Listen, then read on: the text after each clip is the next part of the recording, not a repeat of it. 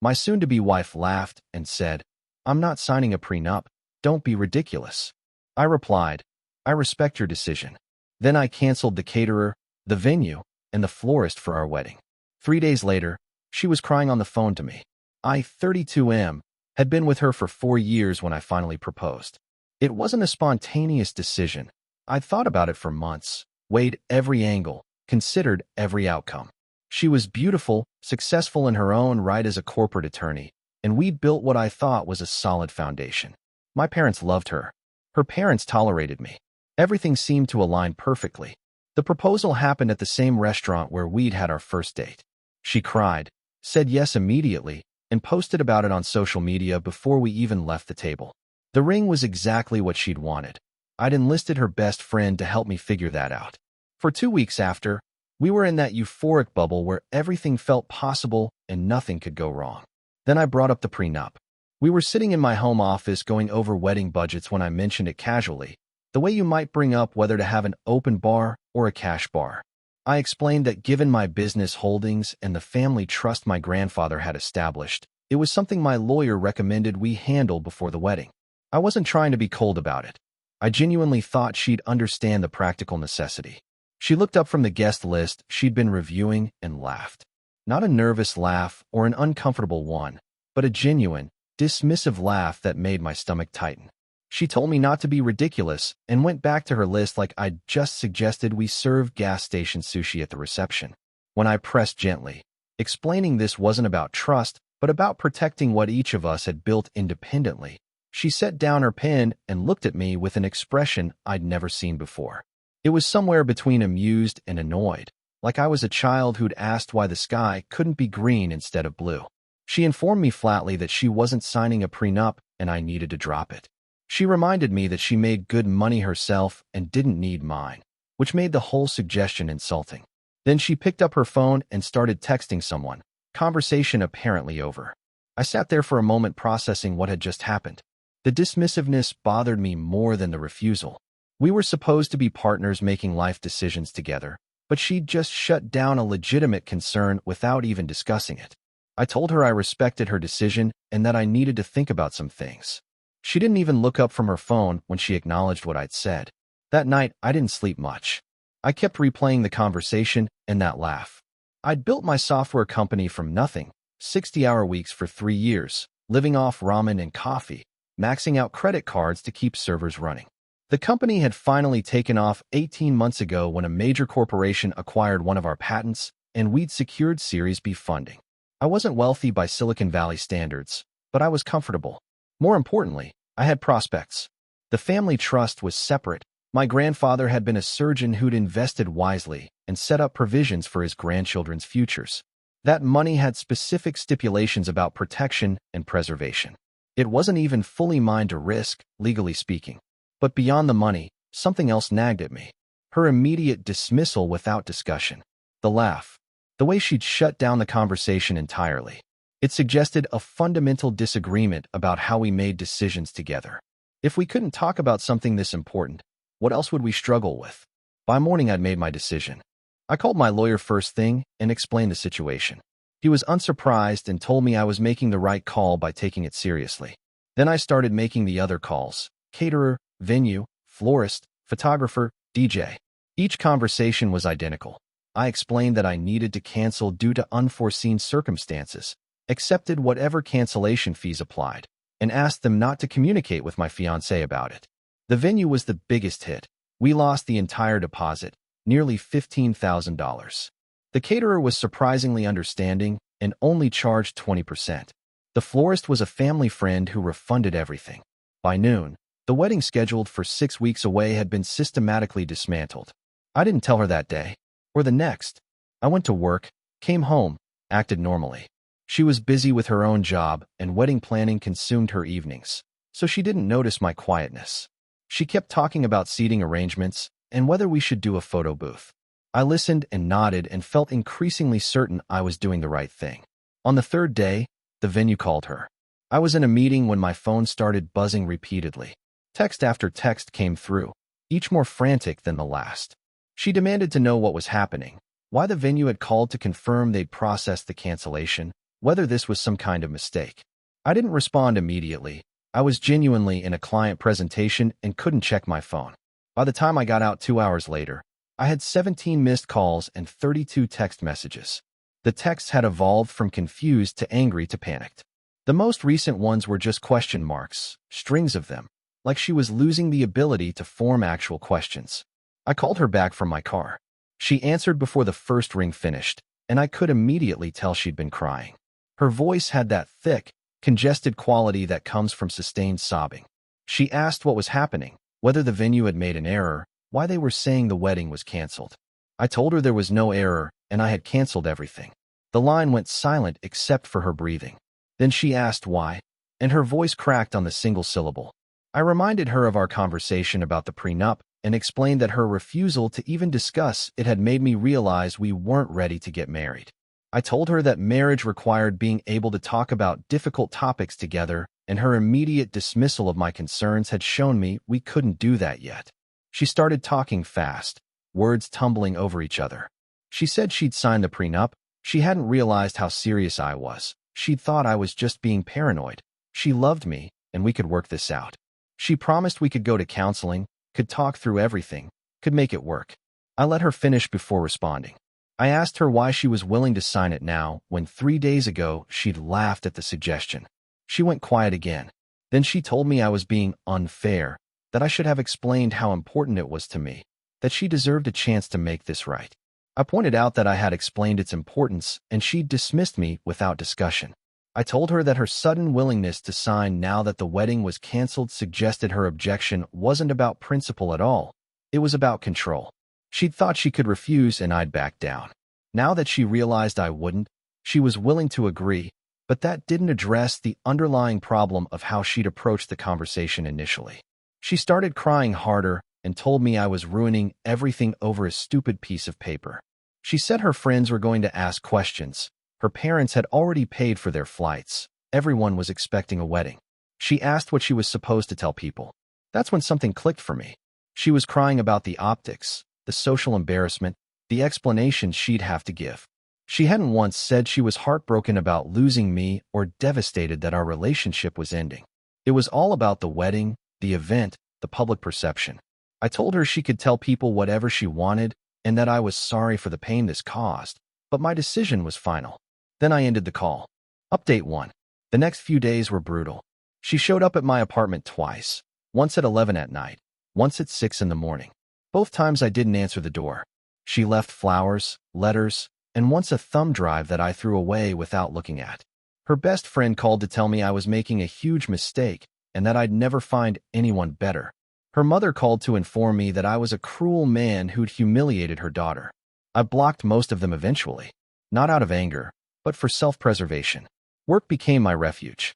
I threw myself into a new product launch and spent 12-hour days at the office. My business partner noticed I was there early and staying late, but had the grace not to comment. The one time he asked if I was okay, I gave him the abbreviated version. He just nodded and told me to take whatever time I needed, which somehow made it worse, because his kindness reminded me that decent people could handle difficult conversations with respect. 2 weeks after the cancellation, my lawyer called with interesting news. My ex-fiancée had contacted him asking about the prenup terms. She wanted to know what specifically I'd been asking for and whether we could negotiate modified terms. My lawyer had politely informed her that since there was no longer an impending marriage, there was nothing to negotiate. That same day, I got a long email from her. It was calmer than her previous attempts at communication, more measured. She apologized for dismissing my concerns and acknowledged she should have taken the conversation more seriously. She explained that she'd been defensive because her parents had a terrible divorce when she was young and her mother had been left with almost nothing because of an unfair prenup. The whole concept triggered her, and she'd reacted emotionally rather than logically. I read it 3 times. It was the most honest communication she'd given me about her feelings, and if she'd said any of this during our initial conversation, we might have worked through it. But that was the point. She'd chosen not to share this context when it mattered. She'd laughed at me instead of explaining her concerns. She'd shut down dialogue instead of opening up about her fears. I responded briefly, thanking her for the explanation and acknowledging that her childhood experience must have been painful. But I also told her that while her reaction made more sense now, it didn't change the fundamental issue. She'd refused to communicate about something important until there were consequences for her refusal. That pattern didn't suggest readiness for marriage. She didn't respond to that email. My mother called a few days later. Somehow word had gotten back to my parents through the social network that connects all families. My mother was gentle but concerned, asking if I'd really thought this through and whether I was throwing away something good over stubbornness. I explained the situation more fully than I had before. I told her about the dismissive laugh, the refusal to discuss, the sudden willingness to sign only after consequences. My mother was quiet for a long moment, then said something that stuck with me. Marriage wasn't about finding someone who'd never make mistakes, but about finding someone who could talk through mistakes before they became disasters. She was right, but that was exactly my point. We'd failed that test before we'd even gotten married. Update 2. A month after the cancellation, I heard through mutual friends that she'd started dating someone new. Part of me wondered if he'd been in the picture earlier than she'd admitted. That text she'd been so focused on during our prenup conversation suddenly felt more significant. But I pushed the thought away. It didn't matter anymore. I started going to therapy around this time. Not because I was falling apart, but because I wanted to understand why I tolerated being dismissed like that and why I'd needed to take such dramatic action to feel heard. My therapist helped me see patterns I'd been blind to. The way I'd often accommodated her preferences over mine, how I'd rationalized her dismissiveness as confidence rather than recognizing it as disrespect. The work helped. I started dating again casually, nothing serious. I noticed I was more attentive to how women communicated during disagreements, how they handled conflict, whether they could discuss difficult topics without shutting down or dismissing concerns. 3 months after the wedding that didn't happen, I ran into her at a coffee shop downtown. It was awkward but inevitable given that we'd lived in the same city. She was with someone, presumably the new boyfriend, and she saw me before I saw her. She approached alone while he waited in line. She asked how I was doing, and I told her I was doing well.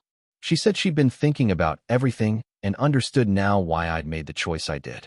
She admitted she'd been more focused on the wedding than the marriage, and that the cancellation had forced her to examine what she actually wanted versus what she thought she was supposed to want. I appreciated her honesty and told her so. I asked if she was happy, and she said she was figuring it out. Then she asked if I'd ever consider trying again, and the question caught me completely off guard. I told her gently that I thought we'd both moved forward, and that going backward rarely worked. She nodded like she'd expected that answer, but had needed to ask anyway.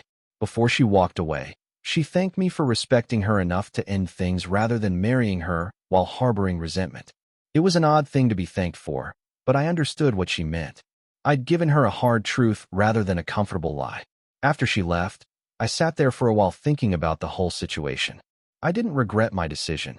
If anything, time had reinforced that I'd made the right call.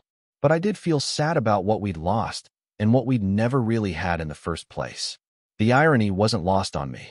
I'd wanted a prenup to protect my assets in case of divorce, but in seeking that protection, I discovered we needed to divorce before we'd even married. The prenup had been a diagnostic test we'd failed before taking the exam. Update 3.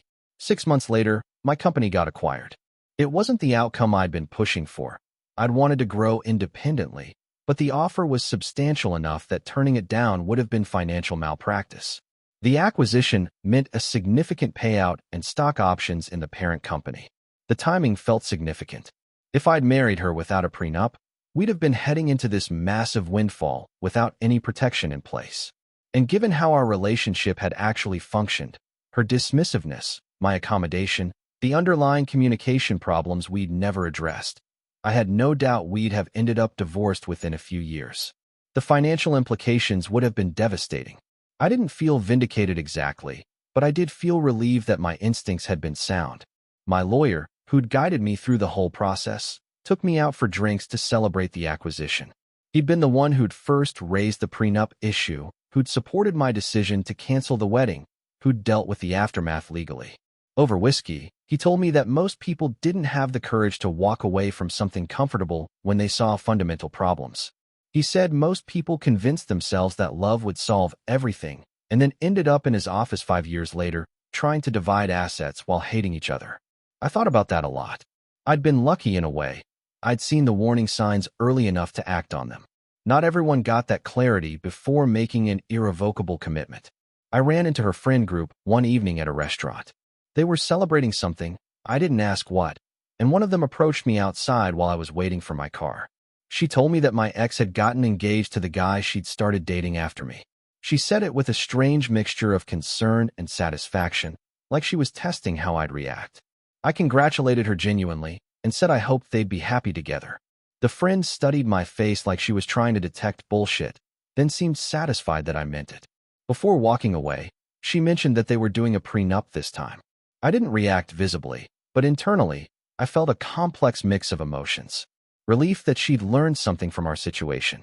Curiosity about whether she'd explained to her new fiancé why prenups triggered her.